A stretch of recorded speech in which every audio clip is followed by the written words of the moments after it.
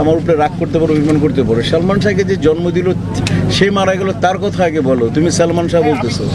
এই তোমরা you should change this policy or this style. তোমরা এই নায়ক নায়িকা ঘেরা, খালি নায়ক নায়িকা ঘেরা যদি তোমরা মানে ইমেজ তৈরি করে দাও স্ক্রিনে সব জায়গায়, তাইলে এদেশের টেকনিশিয়ানরা দেখো পিছিয়ে থাকবে।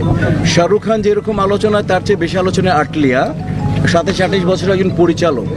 তো আমরা, তোমার উচিত ছিল আগে আমাকে বিং সিনিয়র, আমার সিনিয়রিটি চিন্তা করে যে তুমি আগে চিন্তা করা উচিত ছিল যে হু মেড সালমান শাহ, আগে বলা উচিত ছিল তার কথা। আমি রাইট না রং তুমি বলো ভাই, তোমরা বলো ভাই রাইট না রং। বাবাকে আগে মনে করবো, তাই না? বাবা তৈরি করেছে, বাবা মা তৈরি করে সন্তানকে।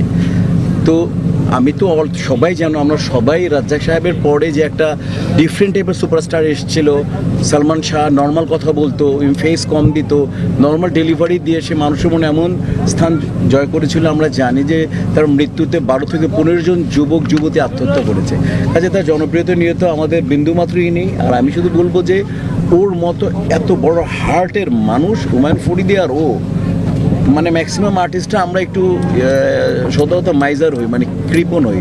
কিন্তু আমি মানে আমার দেখা আর কি, ও অনেকে না, মানে আমার দেখা বড় হার্টের মানুষের মধ্যে পরে হলো সালমান শাহ আর শ্রদ্ধা হুমায়ুন ফরিদি, এত বড় কলিজা ছিল।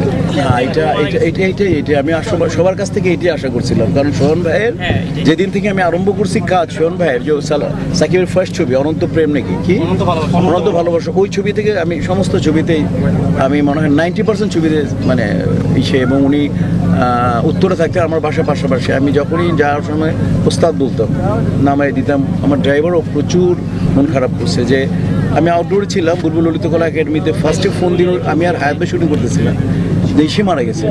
জিনিসটা একটা খবর আছে, সব মিডিয়ার ছেলে মানুষ ছিল, আমি হায়াত ভাই ফিল্মে লোক ছিলাম, যে সোহান ভাইয়ের ওয়াইফ, সোহানের ওয়াইফ মারা গেছে, আমার ভাবি মারা গেছে।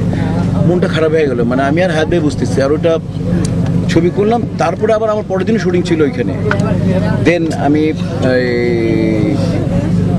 শুনলাম যে মারা গেছে, বাট এত দূরে ছিলাম, যেতে যেতে শুটিং শেষ করে বুলবুল ললিত কলা একাডেমিতে শুটিং শেষ করে যেতে যেতে তো ওনাকে মনে হিমাগারে ঢুকিয়ে দেওয়া হয়েছিল। এটা দুঃখ, এটাও দুঃখ যে মানে ওনার মতো লোক মারা গেছে। দেখো উনি কি মরে যাওয়ার আগে প্রপার মানে তার হাতে ছবি ছিল না আর কি। যে সোহান তৈরি করেছেন মৌসুমীকে, যে সোহান তৈরি করেছেন সালমান শাহকে, যে সোহান তৈরি করেছেন সাকিব খানকে, তো যে আমি ওদের নাম বলি যারা একেবারে মানে এভরিবডি নোজ, শাকিল খানকে অবশ্যই। তো মানে ওনার হাতে ছবি ছিল না, মানে দুঃখটা এটা আর কি। আমি খুবই দুঃখিত এবং আমি খুব স্যাড, এবং আমি ওর মৃত্যুতে, প্লাস হচ্ছে ওনার মতো লোক কাজ করবেন না, মানে কাজ ছাড়া মারা যাবেন, এটা মানে এর চাইতে আর ভারাক্রান্ত হৃদয় এবং ভারাক্রান্ত ইন্ডাস্ট্রি হতে পারে না।